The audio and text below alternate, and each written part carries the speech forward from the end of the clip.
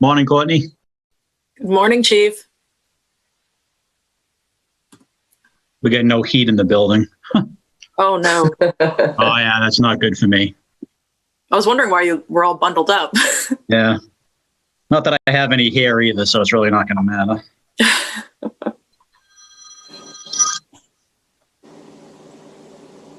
Give it 1 minute and then we'll...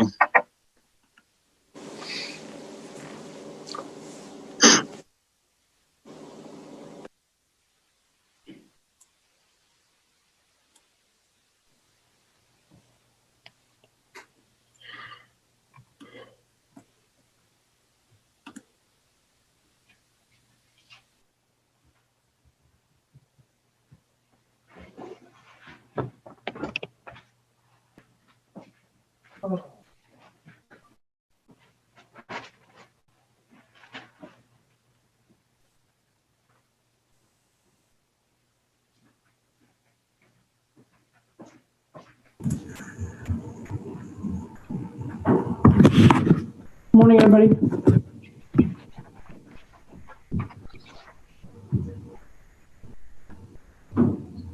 Morning. Morning. Good morning. Morning, everybody. Jay Norton here. Morning, Jay.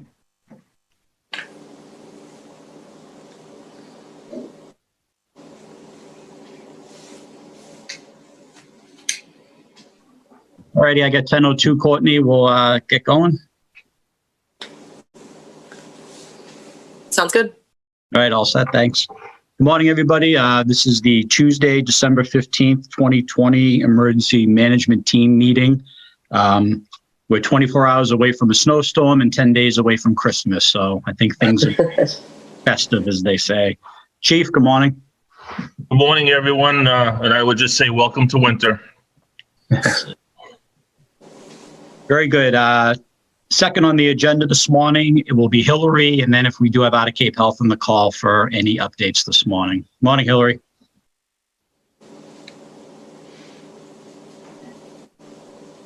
Sorry. Good morning, everybody. I hope you're all doing well. I do have a couple things that I want to review today.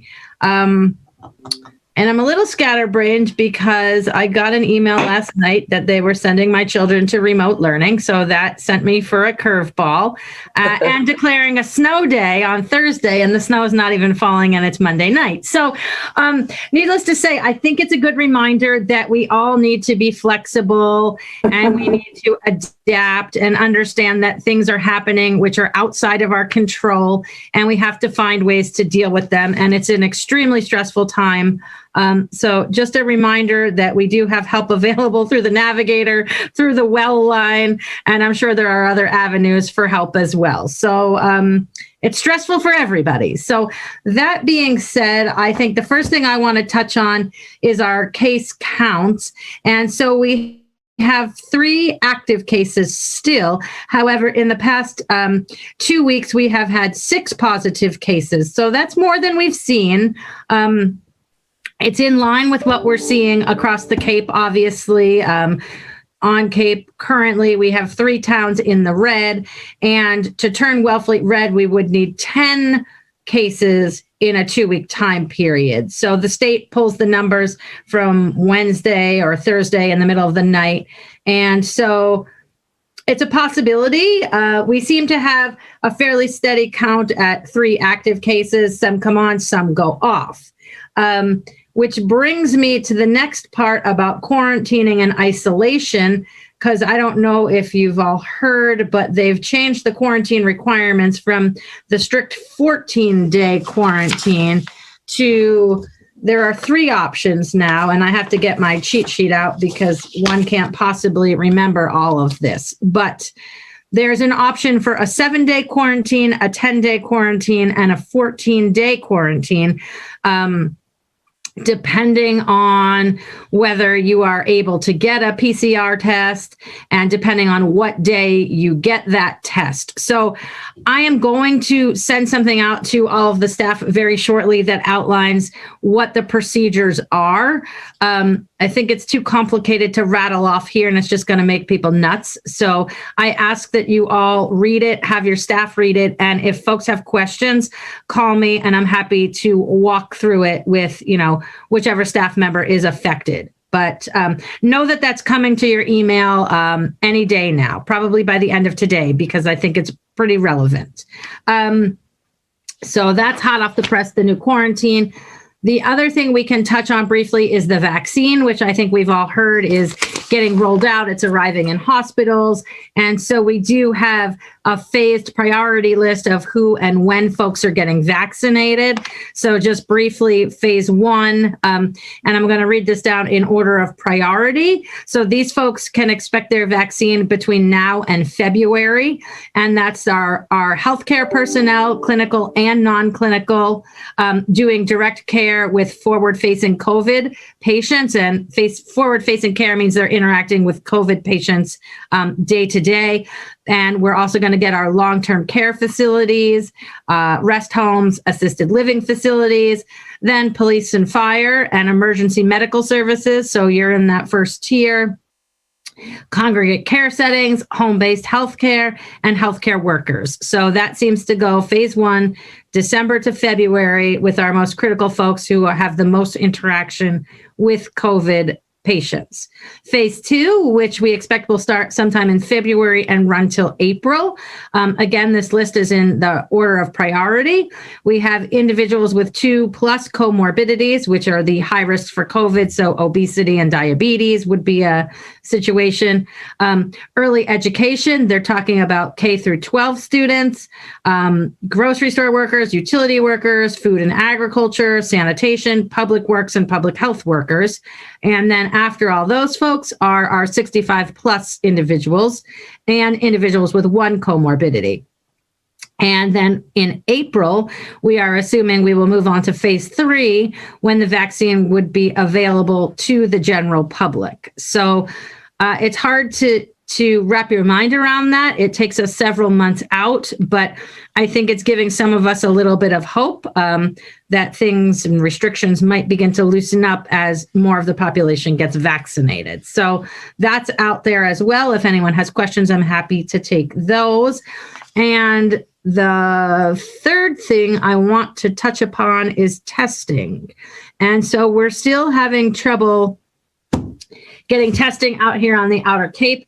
We have been working tirelessly with Barnstable County to get some testing facilities out this way. And it seems at the moment, the best we have is the Cape Cod Melody tent and a testing site in Falmouth at the fairgrounds. They are committed to providing testing to all of the Cape residents, asymptomatic, symptomatic, or for traveling purposes. There is a sliding scale for payment, which has been less than clear how that's going to work. But if you call to schedule and you voice that you can't afford it, then no one will be turned away. So the important part is that no one's getting turned away. If you can't afford the test and you have symptoms or you're asymptomatic and you want to test, the test is available. You just have to make it known that you cannot afford it. So, and to schedule that, you do have to call a scheduling number, which is on the Barnstable County Health and Environment website, which I can get out there to you if y'all need that number. But we have those 2 testing sites, and that's better than we were doing before. Outer Cape Health is still providing testing, and I don't know if they're on the line, but I know we've been trying to engage with them to get another testing site out this way. So we understand that the Melody tent is a great distance to travel to get a test, but it's the best we can do at this moment, and we're working hard to get something else available. And with that, I think I'll stop for now. If folks have questions, I'm happy to answer them. I'm not seeing any hands raised or any in the chat here. Okay, thanks, Courtney. We can always circle back if there are any questions. And I do not believe Outer Cape is on the call. I don't see anybody from there. Okay, if they come on, we can circle back. Thanks, Hillary. Next up this morning, Department of Public Works, Jay Norton. Thank you, Chief. Let's see. Since the last EMT meeting, nothing's really changed at the DPW in terms of COVID-19. I will say, though, a challenge our department faces currently is when staff becomes exposed or a family member exhibits COVID-19 symptoms, forcing them to quarantine and get tested. We're constantly juggling priorities and responsibilities, especially now with plow routes and assignments. But with that being said, the staff is doing a tremendous job during this time of constant fluctuation. So we commend them for that. So they're doing a great job.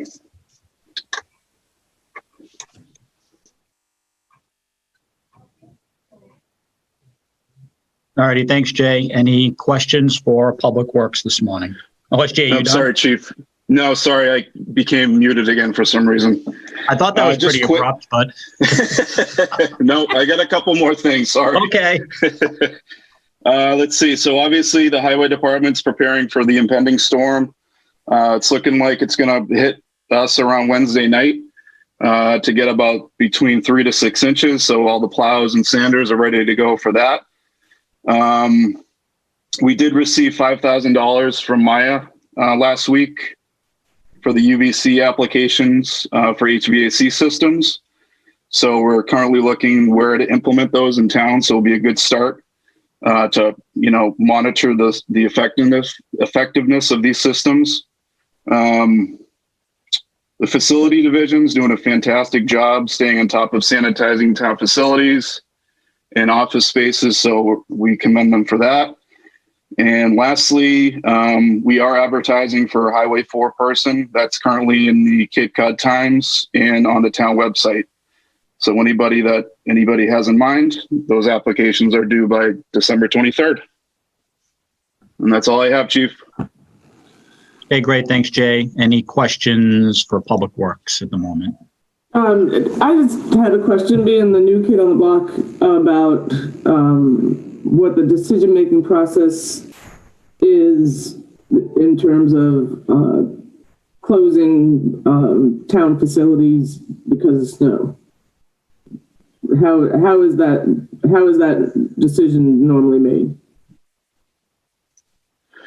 In terms of a snow event, Maria? Yeah.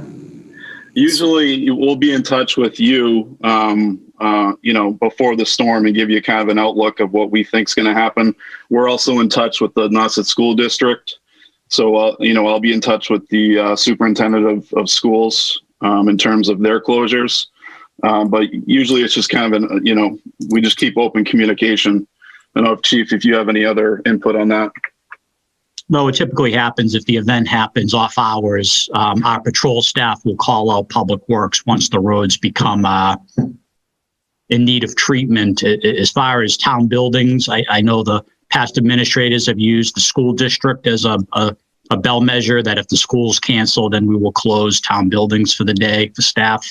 That's one option. That's what I'm used to. Okay. Do we pre-treat roads, Jay, or we just lay down salt? We do. We pre-treat roads with sand salt mixture. So we'll go out, we try and get it down before it starts, just so we have it's most effective. So we usually go out. We don't use beet juice or anything? No. Okay. All right, stay tuned. Should be fun. One of many. All right, thanks, Jay. No problem. Next on the agenda this morning, Community Services. Suzanne, good morning. We are basically status quo from our last meeting here. The only problem that we're running into with COVID, as with the DPW, is staff who are exposed to either family members who are positive or family members who have been exposed. And then the ensuing quarantine and testing requirements. One thing we ran into is Wellfleets are different than Easthams. And one of my staff people, her husband is an Eastham employee, so they had different standards for returning to work, which was confusing at best. Our Friday food program continues. We just got a donation yesterday of 60 potted plants for seniors, donated by a nonprofit cleverly named Potted Plants for Seniors. And they will be distributed to the Friday food people as well as to other isolated seniors. And this is the second year we've done it. And it is the brainchild of my staff member, Sally Largy, who went out of her way to interact with this woman that created this program. And the plants were very well received last year. People were happy with them. They weren't seasonal and died by New Year's Day. They were ongoing green plants, especially in a time when you're shut in, and a little life is nice. I continue to be updated daily by Barnstable County Health. Vera Harik, who is in communication with all the COAs on the Cape. The other COAs most of them continue to be closed to the public except by appointment only. Those that tried a few activities have now rolled that back, and they're no longer doing anything in person. And I foresee that this senior center, with luck, might be open to the public by June of 2021 if the vaccine rollout is a success. So until then, we are doing medical transportation. We are doing pickup from the food pantry and delivery to our housebound seniors who don't have access to a vehicle. We're doing pickup orders at the marketplace and delivering those. And if you need your mail picked up, we can arrange that, all on a no contact basis. And that's about it for the senior center.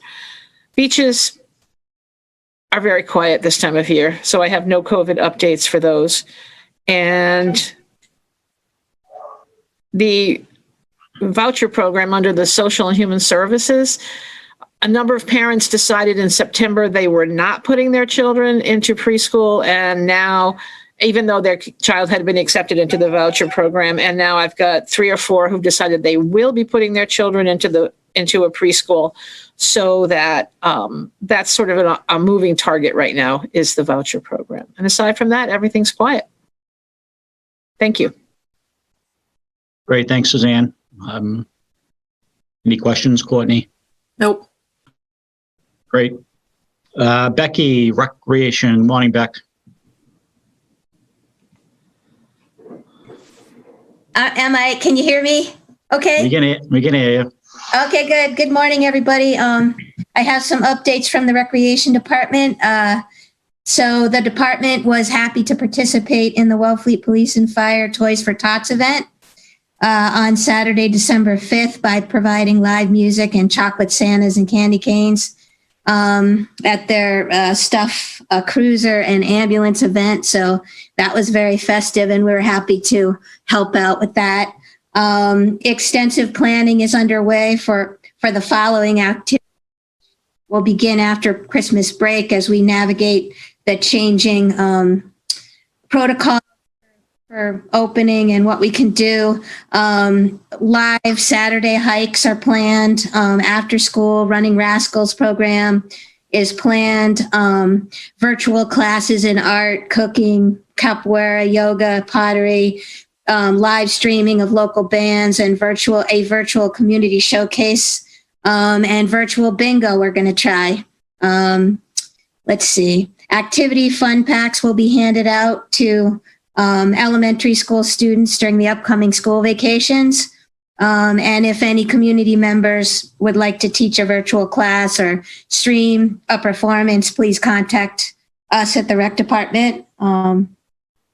The department's community preservation grant application for a retractable performance stage at the pavilion at Bakersfield was unanimously approved by the CPC committee, and will be voted on by the voters of Wellfleet at the 2021 annual town meeting. So we're grateful for that. That stage will allow us to expand use of the pavilion for classes, performances, both live and streamed.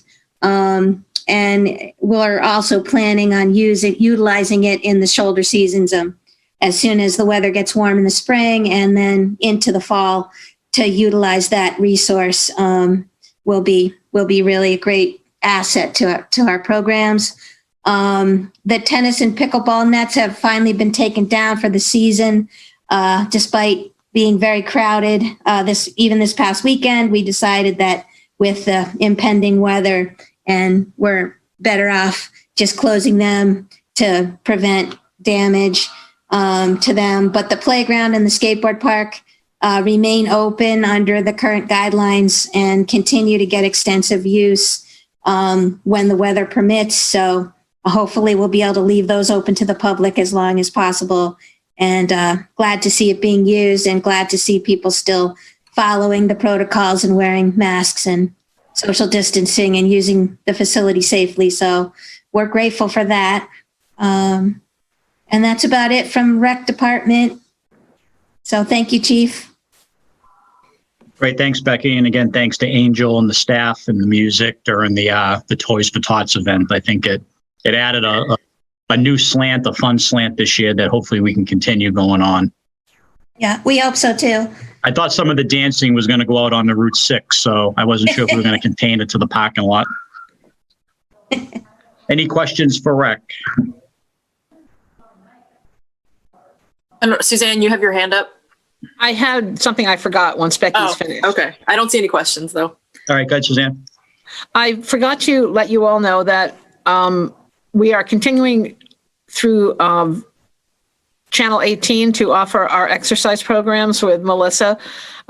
Mia Baumgarten met with Melissa twice and videoed a half-hour segment that is on 3 times a day on Channel 18 for people who would like to exercise from their homes. One's a chair class for people who have less mobility, and one is a traditional exercise class. And those 2 segments are also being will be used on Channel 99 every day, Monday through Friday, 10 to 11. There will be 2 exercise classes led by exercise directors of the COAs from Brewster to Provincetown. So it's a mix and match. First half hour are the chair classes, and the second half hour are the more vigorous exercises. So you can see somebody new every day. And this is a very big addition because you don't have to have a computer. All you have to have is a television. So I'm hoping a lot of people will take advantage of that. One of the directors, here's a disclosure, is also on the select board in Wellfleet. And that's it. Great, thanks, Suzanne. Up next, good morning, Jennifer from the library.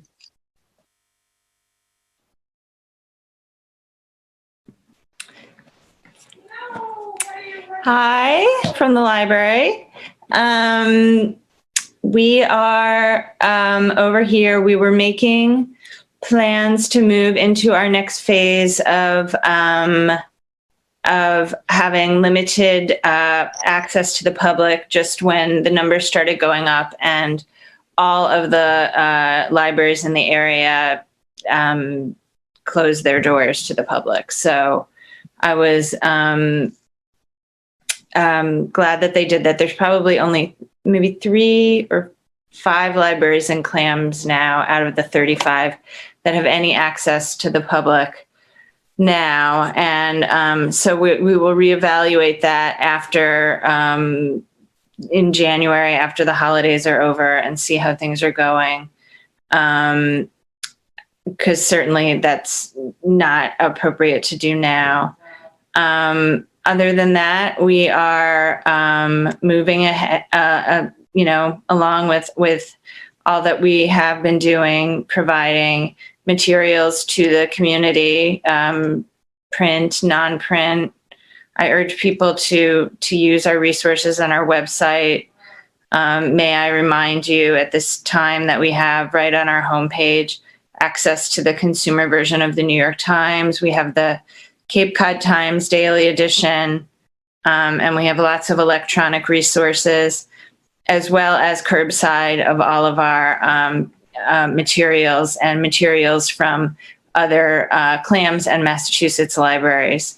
So please take advantage of that. We also have Wi-Fi hotspots, should you need those, if you're having interest in getting on the internet and you don't have that in your home. And I will be purchasing some Chromebooks at some point in the near future to pair up with those hotspots. So hopefully that will take care of all of the need while we're closed to the public. And that's about it, unless anyone has any questions. Great. Great. Thanks, Jennifer. And, again, as Suzanne stated, hopefully as we get into the first half of 21 and the vaccine program, that we can start getting some of these events and buildings back to some sense of normalcy. But you guys are doing a great job under the current conditions. So thank you. Thank you. And last up this morning under community services, the 246 kitchen just asked for a few moments about a program they're rolling out for the winter. And Janet is on with us from 246. Good morning, Janet. Good morning. Am I unmuted? Yep, Okay. go ahead. You're good. I want to thank you for this opportunity, but I wanted to give you a little overview of what the Soups On program, that's the name of it, that begins January 5th is going to contain. So for the past 7 years, the Wellfleet 246 Community Kitchen has provided food and fellowship for all those in the Outer Cape. And during that time, we've really served thousands of meals and never turned anyone away in the basement of the church. And we were always loving and welcoming to all, and that fellowship piece was a big part of our services. Unfortunately now, due to COVID-19, the 246 Community Kitchen we've been forced to change our mode of operation and provide a limited number of meals to those most impacted by COVID-19. So what we're doing is we're attempting to institute a self-vetting program. There will be no vetting with this. And what we're doing is we're zeroing in on the populations that we think might have the biggest food insecurity. So we're starting at the Wellfleet Food Pantry, and we're soliciting to those 100 persons who come or families per 30 days to see if we can get 40 participants, who will get a quart of soup, a loaf of bread, and a large salad weekly on Tuesdays in a takeout process. No one leaves the car. And do that from January 5th through May. And the enrollment is done, and it is an enrollment. That's what I wanted to say, is it's not if you decide to come this week, you can come, and that week. You enroll for this program for the next 3.5 months. So unless you want to get off of it, of course, you can unenroll. But once someone who's compromised or decides they're compromised and wants to take advantage of this signs up, they are expected to come every week, Tuesday, between 4 and 5. And there's an email and there's a flyer, which I can forward to all of you so you will have the information firsthand. We're starting at the Wellfleet Food Pantry. If we don't attain our 40 families, we'll then move to the COA, then to the police and fire, and look for other participants to take advantage of this. I think, just in my personal heart and gut, we're going to get more than 40 families this winter. So we'll have a waiting list. And one of the main reasons I'm here to talk to all of you today is this the avenue that I would come back to say, we are feeding 40 families weekly, but we have a waiting list of 30 or 40, because I just am fearful that that's what's going to happen. And we are limited. We're opening up to our teams to cook weekly with strict COVID guidelines. Needless to say, we're following all Board of Health recommendations in both ServSafe and COVID. And we're limited as far as the number of volunteers who want to work during this program and how to stagger them, their hours, their days, etc., and still supply a tasty, nutritious meal. Of course, there's no charge for this. And we're hoping that even leaving out that fellowship piece of 246, we're able to show the love and the caring to our community. Any questions? Denise Quealy has a comment, so I'm just going to unmute her. Yes. Hi, good morning. I just wanted to make a comment. I'm involved with an organization up in the southeastern Massachusetts called My Brother's Keeper. And it's an organization that you can call and receive assistance, no questions asked. There's no cleaning or anything. I've delivered down to Wellfleet. I live in Milton, but I have a place in Wellfleet, and I've delivered Christmas gifts and food down to Wellfleet in the past. The issue with people from the Outer Cape calling them is that it's hard for their volunteers to get down there, but they would do it. So if somebody were available from your organization to go to My Brother's Keeper to pick up items and deliver them down in Wellfleet, they're really good at helping people. So I just offer that as a resource. And, if you can do it once a week and go and pick up these packages, they have food and furniture during the regular, during the non-holiday season, and during the holiday season, they fulfill Christmas gifts for families.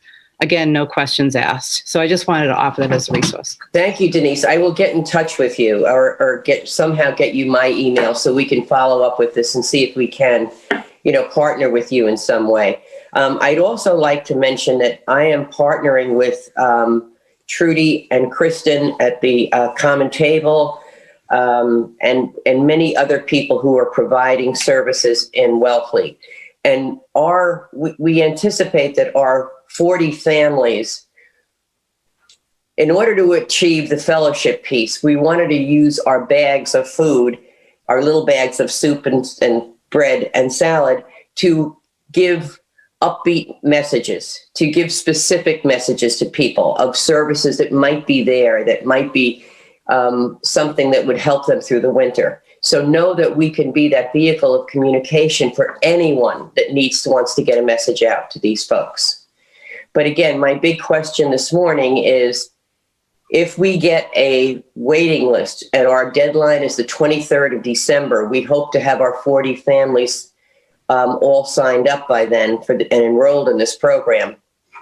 Where do we go? Chief? Great, thanks, Janet. Nope, I wasn't. I think the more we get the word out, we have, as me and you have talked about, a lot of different organizations kind of doing the same thing, but just jointed at times. So this is a recorded event. It will be up on the town's website. Yeah, and I think this vehicle would be wonderful for identifying the needs and possibly problem solving as a community, what we can do. Yeah. I think, Maria, I think maybe you would agree with that, and that this would be the venue that I would come back to and we would all come back to. Trudy and the Common Table are feeding 61 people delivered to their home every morning, okay? We'll be doing 40 families. The pantry, I was there yesterday, the lines are just, they're there in the rain, no matter what. So there is a food challenge in our town. And I hope that with this program, we might be able to identify exactly how big it is and what we need to do with it. So I was hoping that our Soups On could be open to everybody in the community, but I think we really, because of the situation, need to zero in on those most impacted by COVID and in need. And again, it's a self-vetting process, so no one will be vetted. Great, thanks, Janet. And thank whatever you we so can much do for the time. Yeah, whatever we can do to spread the word, just let us know. And if you want to come back next month, then we can keep it updated. Thanks, Janet. Good. Thank you. Next on the agenda this morning, the Shellfish Department and Nancy. Good morning, Nancy. Hi there. I just have two kind of COVID-related things to make sure everybody's aware of, and perhaps you've read about them. But the one is the grant that we were able to get from the county. It was a COVID rapid response grant that was funded by the National Sea Grant Program. So we received $10,000, or we're in the process of receiving $10,000 from the county. And we, at town meeting, were able to get a $10,000 match from the revolving fund for propagation. So we will, in the end, be distributing more than 40,000 oysters onto the Indian Neck recreational only area. And already we're hearing just wonderful feedback from recreational permit holders. So that's great. And in addition, by buying exactly 1,111 oysters at 45 cents a piece, we're putting $500 in the pockets of about 40 shellfishermen in town. So they have to be farmers for this program because it was directed to grant holders who are unable to sell their oysters, and to try and give them room on the grant for their growing seed. And also legal oysters do not do well in the pits, like people who start taking off their oysters in the coming weeks. And seed oysters smaller than 3 inches seem to survive well in the pits, but legal oysters don't do as well. So this is a way of taking, a little bit of product off their hands and putting I'm sure a good needed $500 in their pockets. The other program that we are working on is the farmers market, which launched last Saturday to great success. I would estimate we had probably 100 cars come through. It was great because just drive in and drive out. And so in terms of both COVID, but also weather, like I feel like moving into the colder months, we're all used to working outside. So we're outside in all the elements. It was raining on Saturday, but the customers, that's who I would worry about, wouldn't come in inclement weather. And I think the fact that they don't have to get out of their cars is a real plus. So it kind of serves two purposes. I really want to thank Ryan Curley, who has been just steadfast there, picking up things for me when I can't keep up.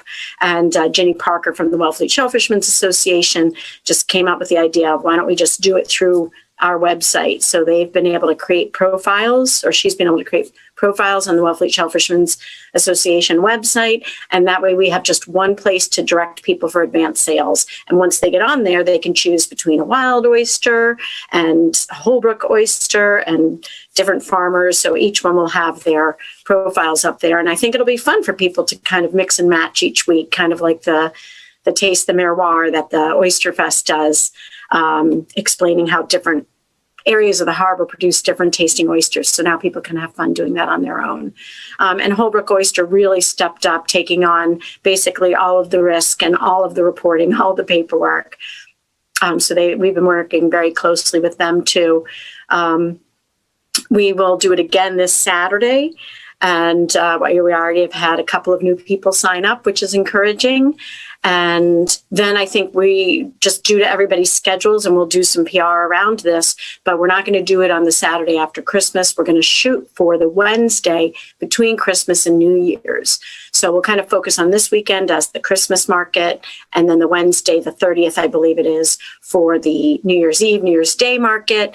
And then we'll skip the 2nd and we will go to the 9th. And then from then on, it will be every Saturday from 12 to 2.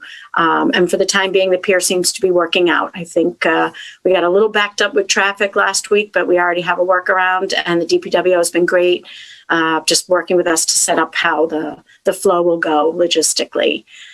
So it was really very, very exciting. And I think, again, just creating excitement at the time of year when we're kind of going into the dark hours, and when the pandemic seems to be on the uprise. This is providing a safe way, but a fun way and an important way to serve consumers with a healthy food product and put some extra cash into the pockets of shellfishermen that are struggling and are going to, are faced with quite a difficult winter ahead.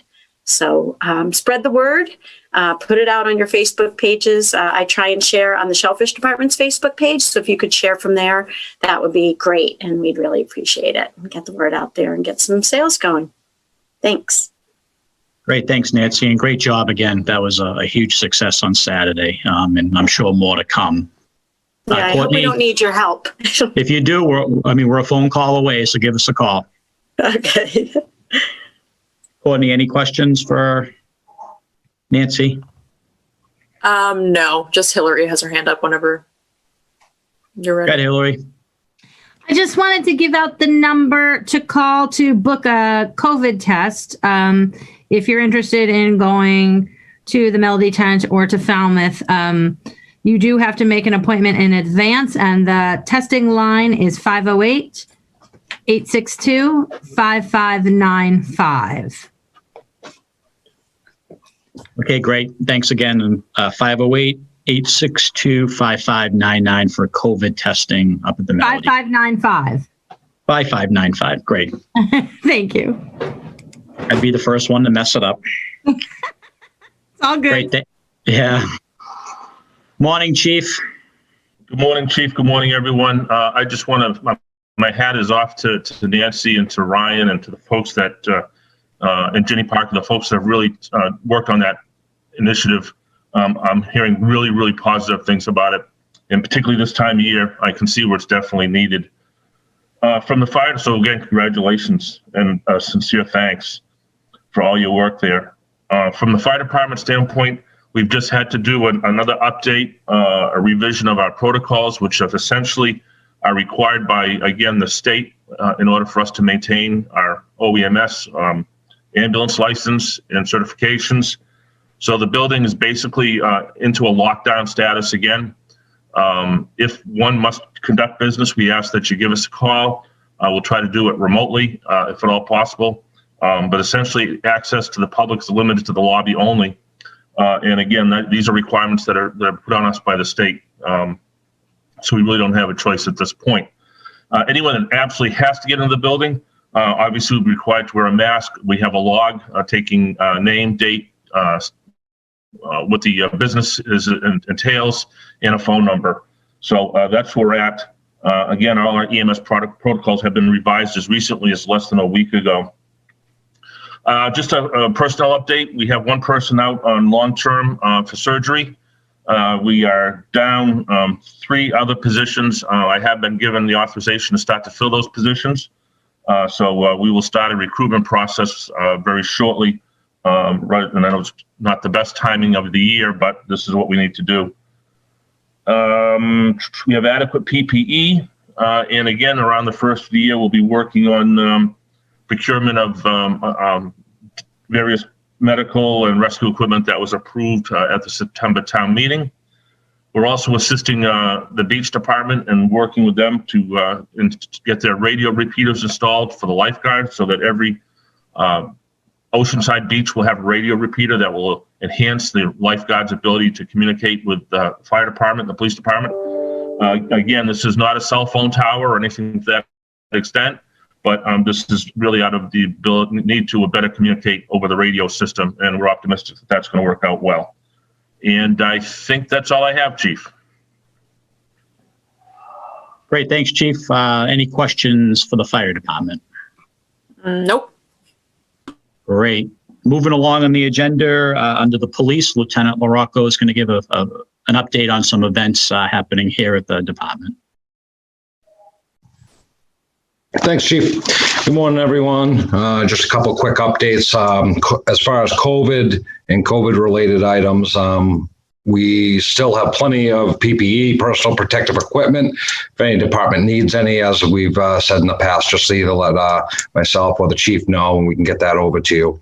We're currently at full staff right now. Everyone's healthy and strong with no major issues, so we're plugging along, ready for the winter. As far as COVID items, that's all we really have.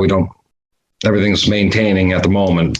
Some non-COVID related items, we just completed our Toys for Tots, teamed up with the fire department on this, and as we've done in the past, we've together, both departments, I think we brought in just a little under 1,000 gifts from the town residents of Wellfleet, which is amazing. Great program. All the gifts stay on the Cape and in town. We also did a food drive recently, over a couple weeks ago, where we also worked with the 246 Kitchen and Janet and got some food over to her from that. And the last one, we have an upcoming coat drive. We will work with Janet as well if anyone's in need of a winter coat over the winter, and especially starting in a couple days with all the snow coming.